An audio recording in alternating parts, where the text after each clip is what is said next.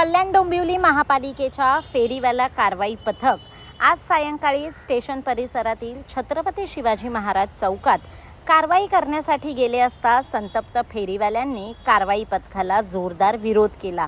जप्त केलेला माल आम्हाला परत द्या अशी मागणी करत फेरीवाला पथकाचा पाठलाग केला। सहाय्यक आयुक्त धनंजय थोरात आणि सुरक्षा दलाच्या महिला लता बोरीकर यांच्यावर हल्ला केला। संतप्त फेरीवाल्यांनी महापालिकेचे मुख्यालय गाठले। सुरक्षा रक्षकाने प्रवेशद्वार बंद केल्याने संतप्त फेरीवाले प्रवेशद्वाराबाहेर जमले।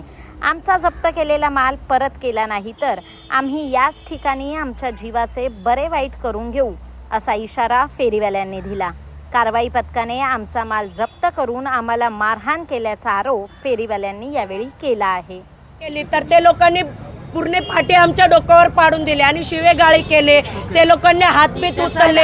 हे दारू पिऊन येतात आमच्यावर कारवाई करतात। आमचं पूर्ण माल रोडावर टाकून दिलाय दादा।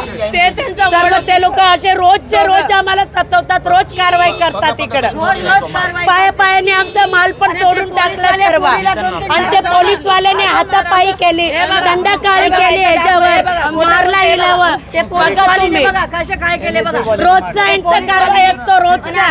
आम्हाला इथं लावायला पण नाही देत। त्याचं नाव कीर्तन आहे आणि तोच ते माल बिल सर्व करतो। ते चिंतन नगर।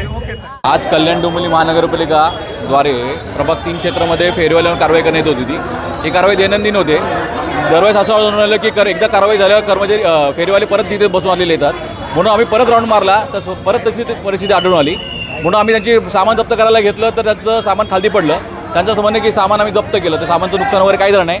तरी पण त्या सदरच्या महिला ऐकून न घेता आमच्या कर्मचारी अंगावर धावणं, माझ्या अंगावर धावणं, तसेच आमच्या MSF जवान आहे यांच्या अंगावर यांची हातपाई केलेली आहे, त्यांच्या हाताला लागलेलं आहे आणि ही घटना वारंवार घडत आहेत।